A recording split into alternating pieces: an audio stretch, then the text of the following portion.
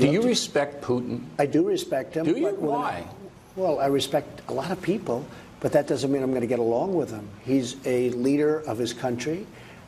I say it's better to get along with Russia than not. And if Russia helps us in the fight against ISIS, which is a major fight, and Islamic terrorism all over the world, right? Major fight, that's a good thing. Will I get along with him? I have no idea. It's very He's a possible killer, I though. won't. Putin's a killer.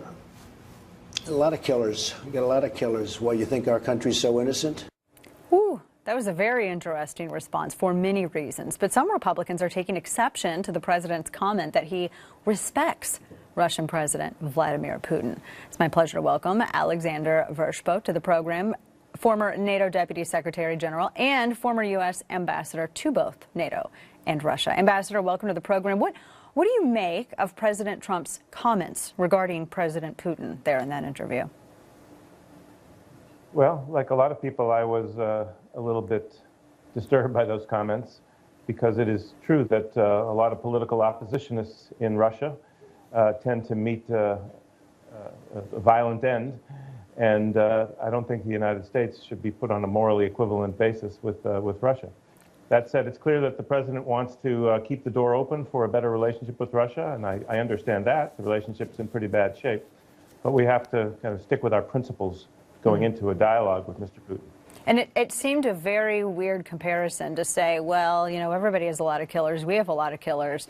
Some people think that maybe he was attacking military, or it just seemed a very odd comment to make, as though somehow any engagement in which the United States has participated in, it was unjust, or it was due to provocation simply because of dissent. And there have been so many reporters, so many people who've dissented with the Kremlin and with President Putin that they're no longer on Earth. It seemed a very odd comparison. Well, I agree with you. Not much more I can say. No, I know. You think of people like Alexander Litvinenko, the yes. former spy who was killed by polonium in London, and that one, the British intelligence investigation said it had to have been linked to President Putin. Right. I remember that story, yes. And there were a lot of questions as to his involvement.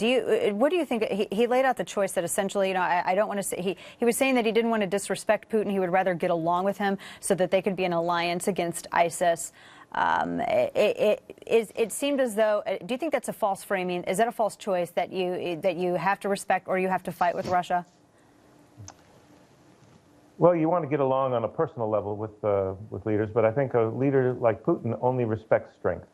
And so I think you have to convey strength of purpose, stick by basic principles, which are near and dear to all Americans, and to our allies, by the way. Mm-hmm. In fact, we should be proceeding on a united basis with those allies so that we can get something back from Putin, who's been the main cause of a lot of the trouble in our relationship with Russia over the last 3-4 years.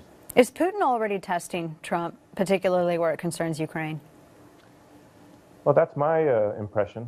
I mean, immediately after the phone call that they had a week ago Saturday, things escalated in the occupied parts of eastern Ukraine.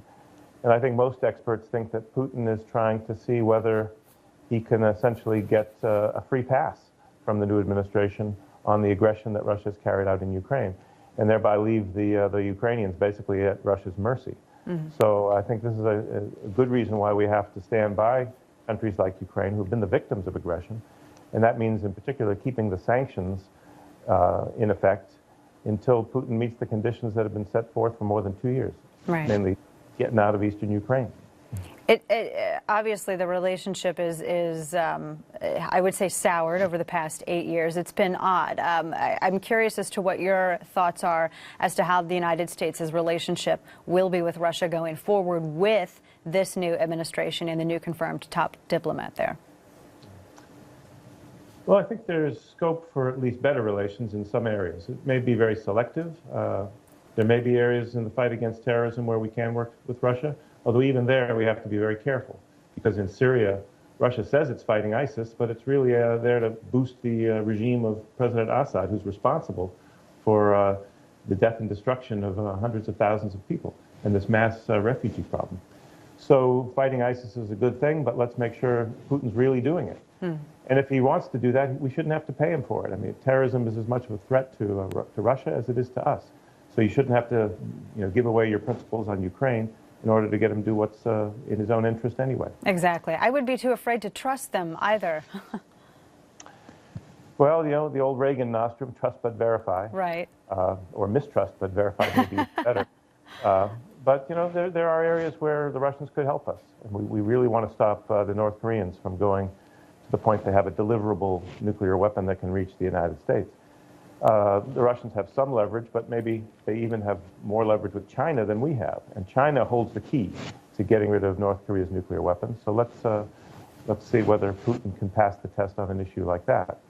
But when it comes to what's happened in Europe, Russia keeps biting off chunks of its neighbors. It occupies part of their territory illegally.